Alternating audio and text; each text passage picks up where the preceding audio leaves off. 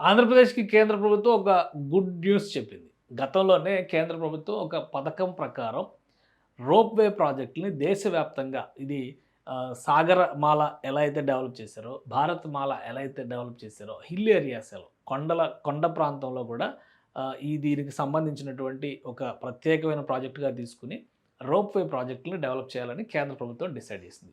ఏపీలో ఏకంగా 6 ropeway ప్రాజెక్టులని sanction చేస్తున్నట్టుగా గతంలోనే అనౌన్స్‌మెంట్ చేసింది. ఇప్పుడు దానికి సంబంధించినటువంటి డీపీఆర్ వర్క్స్‌ని మొదలుపెట్టింది. ఒకేసారి 6కి సంబంధించి కూడా నేషనల్ హైవే అథారిటీస్‌కి సంబంధించినటువంటి విభాగం టెండర్ నోటిఫికేషన్ రిలీజ్ చేసింది. దీనిలో ఉన్నటువంటి ప్రత్యేకత ఏంటో చూద్దాం. రోప్‌వే ప్రాజెక్టుల గురించి మనకు తెలుసు. దేశంలో ఎత్తైనటువంటి ప్రాంతాల్లో దీన్ని ఉపయోగిస్తాం మనం ఈ ప్రాజెక్ట్‌ని. అదొక పర్యాటక పరంగా చూస్తే గనుక టూరిజం అట్రాక్షన్‌గా కూడా మనం భావిస్తాం. సో, ఆంధ్రప్రదేశ్ రాజధాని అమరావతికి తో సహా వివిధ ప్రాంతాల్లో కొన్ని ప్రాజెక్టులని రాష్ట్ర ప్రభుత్వం ప్రతిపాదించింది. కేంద్ర ప్రభుత్వం వీటికి ఆమోద ముద్ర వేసింది. గతంలో జరిగినటువంటివి. ఇందులో లాంగెస్ట్ రోప్‌వే కూడా ఉండడం ఒక విశేషం. ఎందుకంటే 32 కిలోమీటర్ల లెంగ్త్‌లో ఉండేటువంటి రోప్‌వేని కూడా ప్లాన్ చేస్తున్నారు. టెంటేటివ్ లెంగ్త్ 32 కిలోమీటర్స్ అనమాట. మన్ననూరు అంటే మన్ననూరు నుంచి శ్రీశైలం వరకు ఉండేటువంటి రోప్‌వే ఇది. ఆంధ్రప్రదేశ్ వైపు నుంచి చూస్తే ఇది మన్ననూరు ఒకవైపు తెలంగాణ, ఇటువైపు ఆంధ్రప్రదేశ్ ఉంటుంది. సో, ఈ ప్రాజెక్ట్‌కి అప్రూవల్ వచ్చింది. అలానే Andhra Pradesh bottom of the hill to hill top ఇది Shri Boyakonda Gangamma temple hill area. ఇది చిత్తూరు డిస్ట్రిక్ట్. మనకు తెలుసు కదా! దిగువ టెంపుల్ కింద అంటే దిగువ టెంపుల్, ఎగువ టెంపుల్, కొండపైన ఉన్న టెంపుల్, కొండ కింద ఉన్నటువంటి టెంపుల్ వాటిని కనెక్ట్ చేసేది 0.68 కిలోమీటర్స్ వస్తుంది. గంగమ్మ జాతర గురించి మనం ఈ మధ్యకాలంలో విన్నాం. 'పుష్ప 2' సినిమాలో కూడా దాన్ని చూసాం. సో, ఆ కొండపైకి వెళ్ళడానికి ఒక రోప్‌వే ప్రాజెక్ట్‌ని ప్రతిపాదించింది ఆంధ్రప్రదేశ్ ప్రభుత్వం. ఇక అలానే ఎగువ Ahobilam temple to Jwala Narasimhaswamy temple. ఇది కూడా అహోబిలం టెంపుల్ దగ్గర వేస్తుంది. 1.28 కిలోమీటర్స్ వస్తుంది. అంటే ఆల్మోస్ట్ 1.5 కిలోమీటర్ల దగ్గరగా ఉందని అనుకోవచ్చు మనం. ఇక ఆంధ్రప్రదేశ్‌లోనే మరొక ప్రాజెక్ట్ ఏంటంటే కోటప్ప కొండ. ఇది చాలా ఫేమస్ అయినటువంటి కోటప్ప కొండ ఉత్సవాల గురించి మనకు తెలుసు.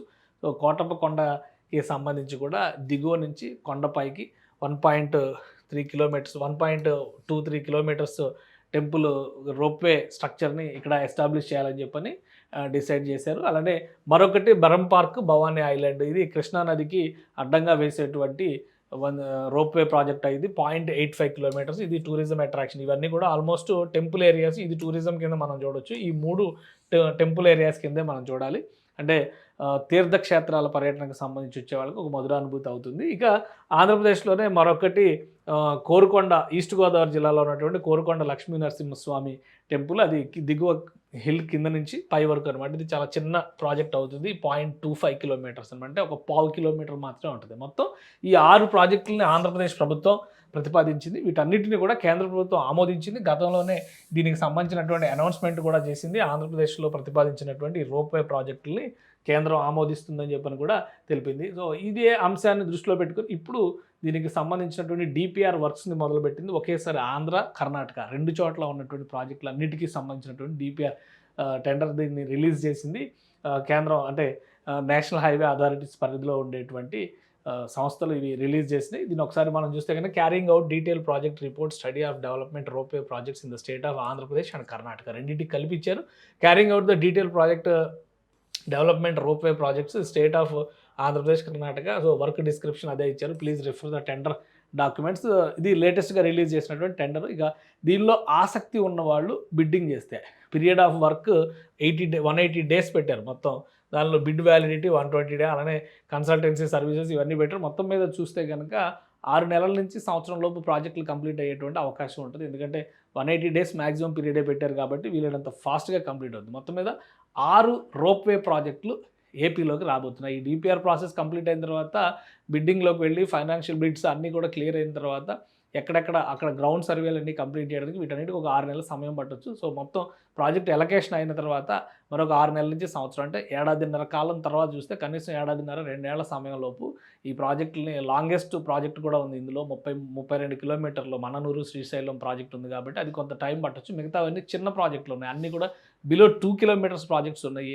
ఏకంగా కోటప్పకొండ కాదు, మన ఈస్ట్ గోదావరి జిల్లాలో పెట్టినటువంటి ప్రాజెక్ట్ అయితే కేవలం 0.5 కిలోమీటర్ మాత్రమే ఉంది.